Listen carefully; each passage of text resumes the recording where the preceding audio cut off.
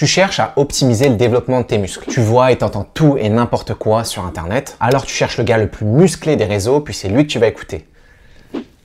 Aujourd'hui, avec cette vidéo, grâce à la science, tu vas pouvoir comprendre si tu prends plus de masse musculaire à l'aide d'un exercice d'isolation comme le leg extension par exemple, ou un exercice polyarticulaire comme le squat. C'est parti. Salut, c'est Tim, étudiant en doctorat en sciences du sport. Aujourd'hui, on se retrouve pour explorer une méta-analyse de 2022 portant sur les effets de l'hypertrophie musculaire lorsque tu réalises un exercice polyarticulaire impliquant plusieurs articulations ou un exercice d'isolation uniarticulaire impliquant une seule articulation. Comme d'habitude, tu peux me retrouver sur une multitude de plateformes telles que Spotify, Apple Podcast, Instagram et TikTok. Tu as vraiment le choix.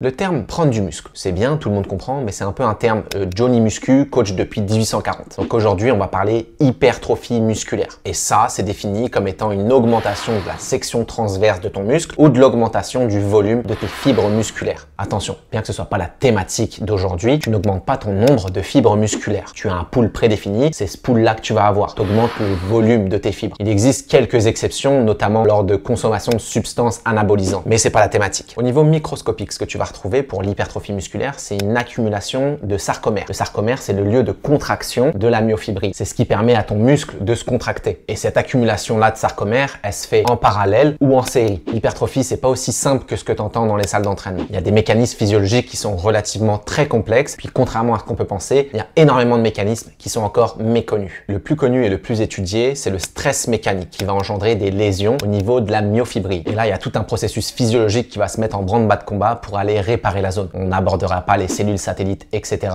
Pour vulgariser la chose, ça va rendre ta fibre plus forte afin que si tu la tabasses encore une fois, elle soit capable d'encaisser le choc. L'hypertrophie musculaire, ça n'a pas qu'un aspect esthétique, ça a aussi un aspect pour ta santé et il y a de plus en plus d'études qui le démontrent. On le voit notamment qu'elle peut aider dans la régulation du diabète de type 2, de l'hypertension et aussi d'autres maladies cardiovasculaires. Dans l'entraînement résistance, plus communément appelé muscu, il y a deux types d'exercices. Les exercices d'isolation, qui est un terme très mal utilisé parce qu'on recrute jamais un seul muscle dans un mouvement, même s'il est uniarticulaire, et les exercices polyarticulaires, regroupant donc plusieurs articulations et plusieurs groupes musculaires. Pour te donner un exemple, pour les exercices uniarticulaires, tu vas pouvoir retrouver le leg extension ou encore le biceps curl. Pour les exercices polyarticulaires, là tu vas pouvoir retrouver le squat, le bench press et j'en passe, tu as compris le principe. Les exercices uniarticulaires vont cibler un muscle de manière pas mal plus précise que les polyarticulaires, où là, les muscles impliqués vont partager un pourcentage d'activation pour réaliser le mouvement. Si là, tu es un petit malin, tu es en train de te dire, ok, donc là, si avec les polyarticulaires, déjà, tu partages l'activation, sur ton hypertrophie musculaire, tu risques d'en avoir moins. Attention, c'est peut-être un raisonnement un peu simpliste. Et ça, surtout considérant la complexité des mécanismes qui vont induire de l'hypertrophie musculaire. Mais pour ça, aujourd'hui, on a la science qui va nous backer, donc c'est parti. Il y a une précédente revue qui avait déjà conclu que les exercices uni et polyarticulaires permettaient des changements de masse musculaire identiques. Cependant, cet article s'est fait taper dessus parce que sa méthodologie, elle était tout simplement éclatée. Et depuis cette époque-là, il y a pas mal d'autres articles qui sont sortis pour enrichir la littérature. Dans l'étude que je vous présente aujourd'hui, ce qui est intéressant, c'est qu'il compare les effets séparés, donc uni et polyarticulaires, mais aussi les effets combinés des deux sur l'hypertrophie musculaire. Voici certains critères d'inclusion les plus pertinents concernant les mesures d'hypertrophie. Donc là, on était sur des sites spécifiques et ils ont inclus le DEXA, les IRM, le TEP scan et l'échographie ainsi que la circonférence du muscle. Pour le choix de la population étudiée, on retrouvait des adultes, un entraînement au minimum une fois par semaine pendant 6 semaines. Toutes les études avec des participants ayant des blessures ou des maladies musculo-squelettiques étaient exclues. Pour la recherche initiale, ils ont inclus 598 articles et après avoir passé en revue les critères d'inclusion et d'exclusion, ils ont retenu seulement 7 articles. Voici les caractéristiques des études. On avait un nombre de répétitions entre 8 et 15 par série, une fréquence d'entraînement entre 2 et 4 fois par semaine et des participants s'entraînant jusqu'à l'échec musculaire, étant une variable très intéressante à implémenter pour développer de l'hypertrophie musculaire, surtout si les intensités sont inférieures à 30% du 1RM. Toutes les études ont inclus des jeunes hommes, une étude a inclus des personnes âgées, hommes et femmes, et une seule étude a inclus des participants déjà entraînés en musculation. Toutes les autres ont inclus des participants non entraînés ou des sportifs qu'on appelle récréationnels. 6 études se sont intéressées aux membres supérieurs et une étude a évalué l'hypertrophie du membre inférieur. 2 études ont égalisé le volume d'entraînement entre les deux groupes. Il y en a 2 qui l'ont pas fait et il y en a une qui a fait les deux en incluant un groupe avec un volume d'entraînement égalisé et un autre avec une condition non égalisée. Puis tu l'as compris, l'égalisation du volume dans une étude où tu cherches de l'hypertrophie, c'est un facteur confondant extrêmement important. C'est pourquoi il faut le prendre en considération. Avant de passer au résultat, oublie pas de t'abonner à la chaîne, de mettre un petit like sur cette vidéo, ça fait toujours plaisir. C'est parti.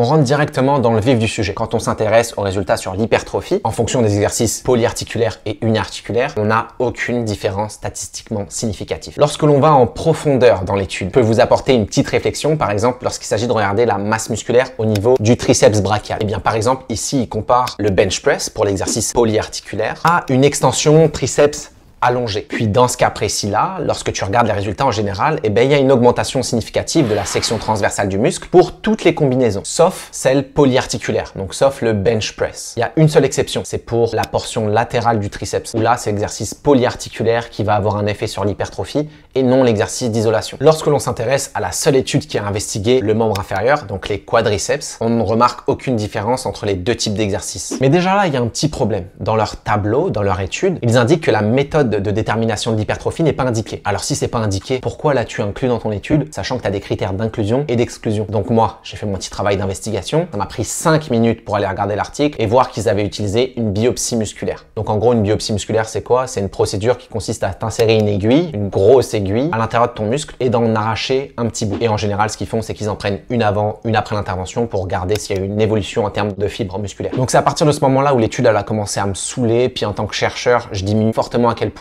les résultats de cette étude-là, je les mets dans ma petite boîte de préparation physique. Parce que dans cette littérature, c'est super compliqué. C'est pareil avec les autres études qui ont réalisé ce type de protocole. Lorsque tu compares un tirage sur banc à un bras, puis un biceps curl, eh bien l'exercice de tirage sur banc, t'es pas vraiment sur un fléchisseur de coude. Alors pourquoi tu compares les deux? C'est évident que l'un va t'aider à développer un peu plus tes biceps vu que t'es exactement sur cette portion-là. Donc on passe tout de suite à la discussion.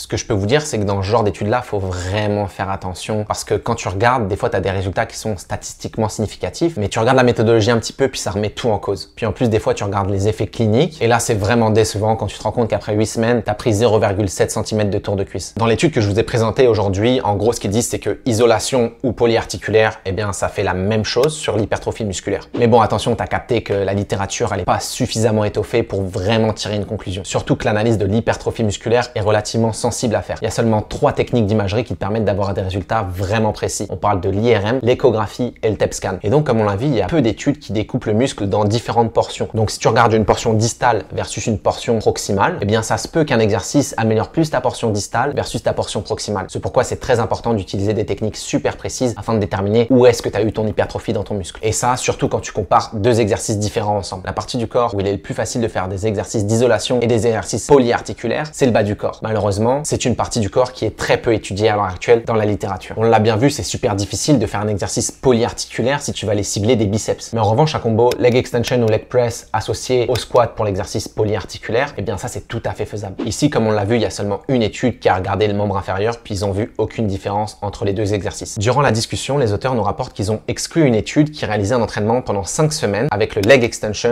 et le squat justement. Et là, ce qu'ils ont remarqué, c'est que le leg extension permettait une croissance musculaire plus importante du droit fémoral et que le squat permettait une croissance musculaire plus importante des muscles vastes. Avant de passer à la conclusion, like et partage. Il est évident que dans ton entraînement, tu dois faire des exercices d'isolation et des exercices polyarticulaires si tu veux développer ton hypertrophie musculaire. Il serait évidemment insensé de choisir l'un ou l'autre. Il faut faire les deux. Il y a des avantages à réaliser un exercice uniarticulaire. C'est moins taxant, ça permet un volume d'entraînement plus important. Mais il y a aussi des avantages à réaliser un exercice polyarticulaire. Manque de temps, besoin d'intensité très élevée, impossible d'aller stimuler un certain muscle de manière uniarticulaire. Ici, je vous ai parlé des résultats scientifiques. C'est évident que si tu veux développer tes biceps, tu vas pas aller te casser la tête à faire un exercice polyarticulaire. Tu vas faire un gros classique, un biceps curl, puis c'est tout. Aujourd'hui, la vidéo, elle te montre à quel point c'est fou comme dans les salles d'entraînement, tout semble vraiment facile à comprendre. En revanche, lorsque tu vas de manière scientifique et contrôlée, là, les résultats sont plus aussi simples. La science, c'est parfois aussi ça, des résultats très frustrants vis-à-vis de ce que tu peux penser de prime abord. Merci d'avoir regardé cette vidéo et on se retrouve très vite pour parler de science du sport, car la science évolue vite, ne te laisse pas dépasser.